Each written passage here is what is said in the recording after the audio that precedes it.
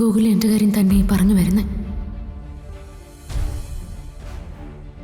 എനിക്ക് ഓർമ്മ തിരിച്ചു കിട്ടിയെന്ന സത്യം തിരിച്ചറിയുമ്പോൾ ഗൂഗിൾ ഒരു മുഴുഭ്രാന്തനായി പോകുന്ന ഇപ്പം എൻ്റെ സംശയം.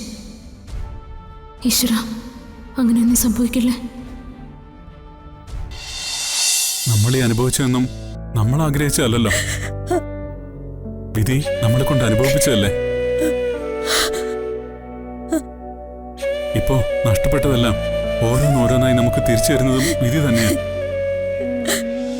അർച്ചന കുഞ്ഞും അധികം താമസിക്കാതെ നമ്മുടെ വീട്ടിലേക്ക് തിരിച്ചു വരും. മോനെ, നീ പറയുന്നതൊക്കെ ശരിയാ. പക്ഷെ ഞാനൊരു അമ്മയല്ലേടാ. 10 മാസം അവളെ എന്റെ വയറ്റിൽ കൊണ്ടു നടന്ന് നൊത്ത് പ്രസവിച്ചല്ലേടാ. അമ്മേ, മോനെ, അവക്കൊന്നും ഓർമ്മയില്ലെന്നല്ലേ നീ പറഞ്ഞത്. അതങ്ങനെ തന്നെ ഇരുന്നോട്ടെ. പക്ഷെ അമ്മയ്ക്ക് അവളെ ഒന്ന് കാണണോടാ. അമ്മേ, ഓർമ്മയില്ലാത്ത സ്ഥിതിക്ക് എന്നെ കണ്ടാലും അവൾ തിരിച്ചറിയില്ലല്ലോ. അമ്മേ, അതിനുള്ള അവകാശം പോലെ ഈ അമ്മയ്ക്കില്ലേടാ. മക്കളുടെ മേലെ അമ്മയേക്കാൾ വലിയ അവകാശം ഈ ലോകത്ത് വേറെ ആർക്കുമില്ല. പക്ഷേ ദൂരെ നിന്നൊന്ന് കണ്ടാ മാത്രം മതിയടാ എനിക്ക്. വേറൊന്നും എനിക്ക് വേണ്ട. അമ്മയുടെ ഈ ആഗ്രഹം ഒന്നും സാധിച്ചു തരണം മോനെ. അമ്മേ,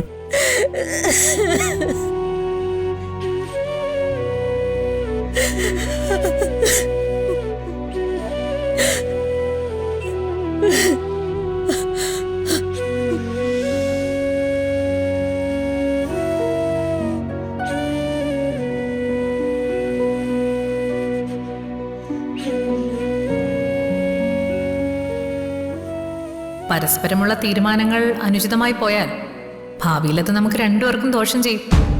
ഈ പറയുന്നത് പോലെ അത്രയ്ക്ക് സത്യസന്ധമായ ജീവിതമാണോ നമ്മുടെയൊക്കെ എന്നൊന്ന് ചിന്തിക്കുന്നത് നല്ലതാ.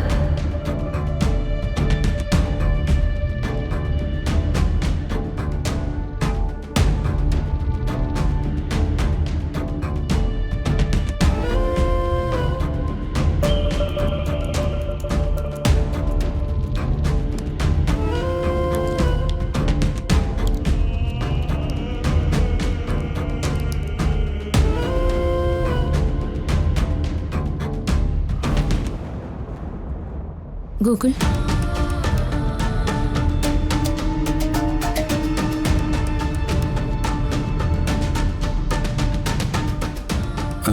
ആ വെള്ളം ഇങ്ങത്താ.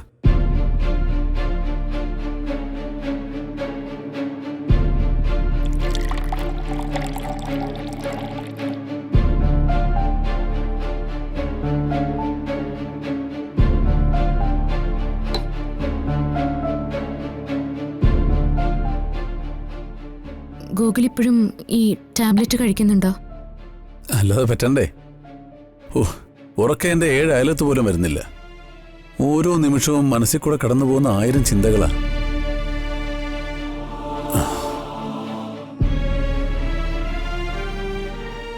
ആവശ്യമുള്ളതും ഇല്ലാത്തതായിട്ടുള്ള ഒരുപാട് കാര്യങ്ങൾ. ചിലപ്പോ സ്ട്രെസ് അങ്ങോട്ട് സഹിക്കാൻ കഴിയുന്നില്ല. മനസ്സിന്റെ താളം വല്ലാതെ തെറ്റിപ്പോകുന്നു. ഏയ്, പേടിക്കണ്ട. ഇത് ഡോക്ടർ പ്രിസ്ക്രൈബ് ചെയ്തതാ. ഇനി സംശയം ഉണ്ടെങ്കിൽ ഡോക്ടർ നമ്പർ തരാം. വേണ്ട, ഗൂഗിൾ പറയുന്നത് തന്നെയോ എനിക്ക് വിശ്വാസം.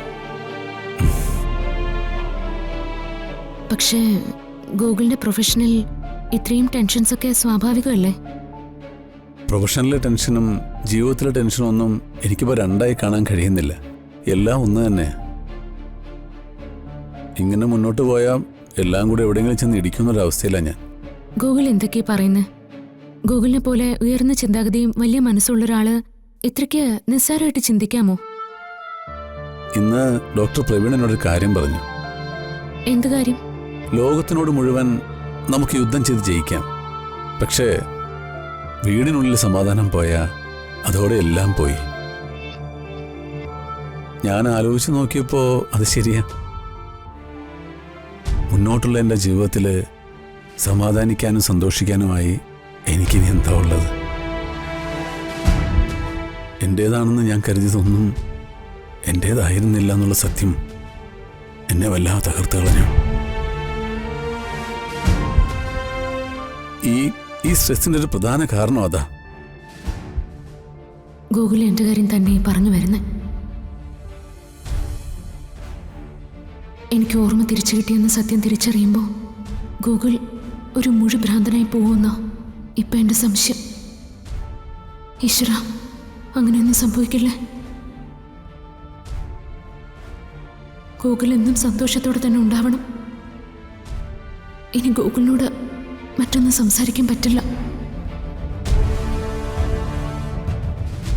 എന്താടോ? ഏയ് ഒന്നുമില്ല. എന്നാ ഞാൻ പൊയ്ക്കോട്ടെ.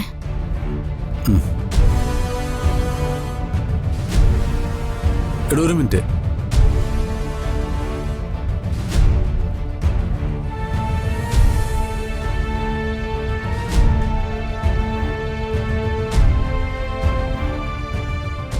ഞാൻ ഒരു കാര്യം ചോദിക്കട്ടെ? ചോദിക്കുന്നതുകൊണ്ട് എന്നെ തെറ്റിദ്ധരിക്കരുത്. ഇല്ല, ഗൂഗിൾ ചോദിക്കേ. ഇങ്ങനെ എത്ര നാൾ നമ്മളൊരു കോരിക്ക് കീഴെ കഴിയും? എല്ലാവരുടെയും മുന്നിൽ നമ്മൾ ഭാര്യയും ഭർത്താവുക. ഈ അഭിനയം എന്നുവരെ നമ്മൾ തുടരും. എത്ര അടുത്താണെങ്കിലും മനസ്സുകൊണ്ട് ഒരുപാട് അകലെയായിപ്പോയി നമ്മൾ, അല്ലേ? ഈ അഭിനയം തുടരാതെ നമുക്ക് യാഥാർത്ഥ്യമാക്കിക്കൂടെ?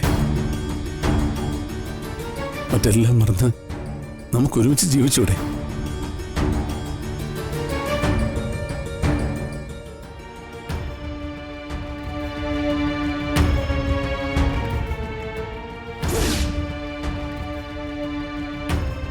എന്താ ഗൂഗിൾ? എന്തിനാ വിളിച്ചേ?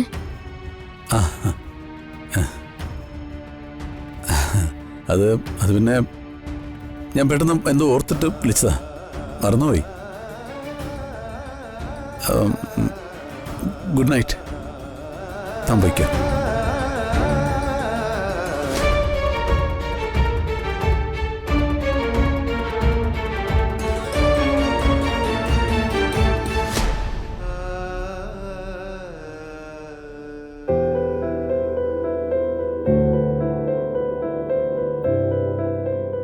ഗൂഗിളിൻ്റെ മനസ്സിൽ എന്നോട് ചോദിക്കാനുള്ളൊരു ചോദ്യം ഇപ്പോഴും ബാക്കിയാ. അത് ചോദിക്കാൻ തന്നെയാ ഗൂഗിൾ എന്നെ വിളിച്ചതും. എന്താ